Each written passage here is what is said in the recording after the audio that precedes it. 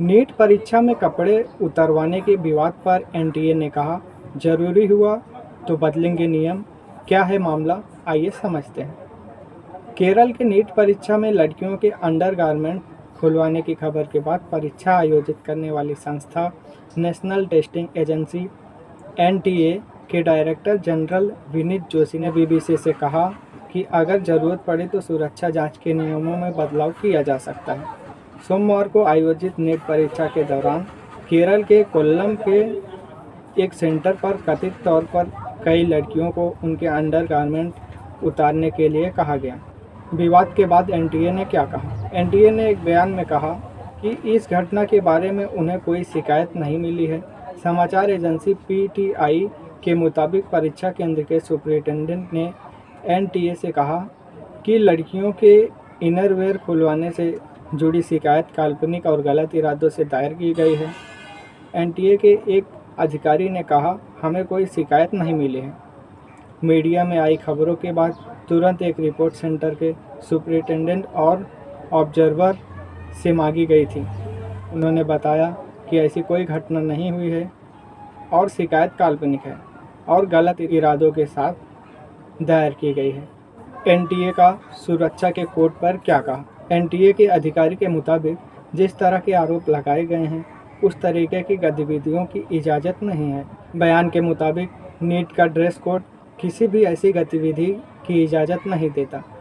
Code में परीक्षा में पारदर्शिता के साथ लिंग, सभ्यता और धर्म की संवेदनशीलता को ध्यान में रखा गया है। ये पूछे जाने पर कि क्या नियमों में बदलाव के बारे में सोचा जा सकता है, डायरेक्टर जनरल विनीत जोशी ने बीबीसी की सरोज सिंह से कहा, हम जांच कर रहे हैं, बच्चों से भी सुझाव मांगा जाएगा और स्टडी करके अगर हमें लगा कि परीक्षा की सिक्योरिटी और सेफ्टी भी बढ़े और बच्चों की सहूलियत भी, तो बिल्कुल बदलाव लाया जाएगा। उन्होंने कहा, परीक्षा में सहूलियत का ध्यान रखना भी ज़रूरी है और ये भी देखना है कि कोई इनका गलत इस्तेमाल ना करे। जब से इलेक्ट्रॉनिक कम्युनिकेशन के माध्यम आ गए हैं, ये ध्यान देना ज़रूरी है कि परीक्षा निष्पक्ष हो। यही बैलेंस बनाना ज़रूरी है और हमारी यही कोशिश है। क्या कहता है सुरक्षा कोड? नीट के ड्रेस कोड के मुताबिक लड़कियों को मौसम के मुताबिक ड्रेस पहनने की इजाज़त है।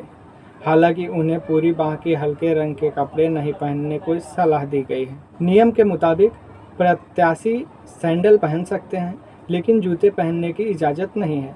पर्स, गॉगल, बेल्ट, टोपी, घड़ी, ब्रेसलेट, कैमरा और किसी तरह के मेटल ले जाने की इजाज़त नहीं है। नियमों के मुताबिक धार्मिक चीज़ों को अंदर ले जाया जा सकता है, लेकिन इसके लिए 2 घंटे पहले सेंटर पर पहुंचना होगा और अपनी ठीक से जांच करानी होगी।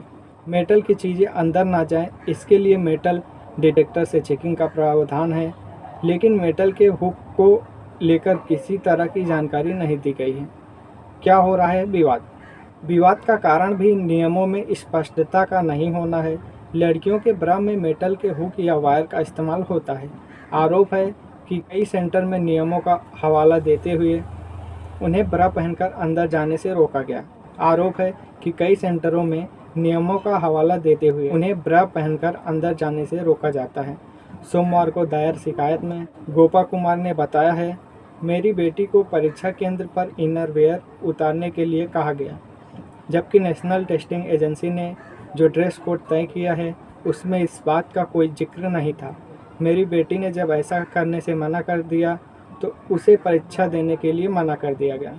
पुलिस में दर्ज शिकायत में गोपा कुमार ने लिखा है, मेरी बेटी ने बताया कि एक कमरा इनरवेयर से भरा हुआ था, में से बहुत से लोग रो रहे थे। नीट एक प्रमुख प्रवेश परीक्षा है। इस तरह के भद्दे बर्ताव से बच्चों को मानसिक रूप से प्रताड़ित किया जा रहा था। बहुत सी लड़कियां अपनी ब्रा का हुक खोल और बंद कर रही थी। साल 2017 में केरल के कन्नूर में लड़की को अपना ब्रा उतारकर अपनी मां को देनी पड़ी, जिसके बाद ही वो परीक्षा में शामिल हो पाई। इसके अगले साल केरल के ही पलक्कड़ जिले में एक लड़की को शर्मिंदगी भरी स्थिति का सामना करना पड़ा जब उसे ब्रा उतारने के लिए कहा गया, और उस लड़के का अनुभव तब और ख़राब हो गया जब उसने देखा कि इन्विजिलेटर परीक्षा निरीक्षक उसे लगातार घूर रहे थे। सिक्योरिटी की जिम्मेदारी किसकी होती है?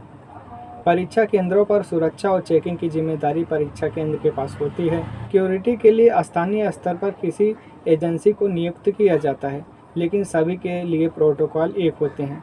एनटीए सेंटर सुपरिटेंडेंट को ट्रेनिंग देता है और वो सुरक्षा के जिम्मेदार दूसरे लोगों को ट्रेनिंग देते हैं।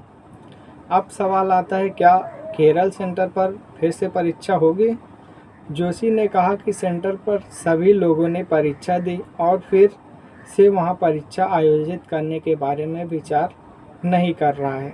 उन्होंने कहा कि किसी ने अभी तक ऐसी कोई मांग नहीं की है और सभी बच्चों ने सही तरीके से परीक्षा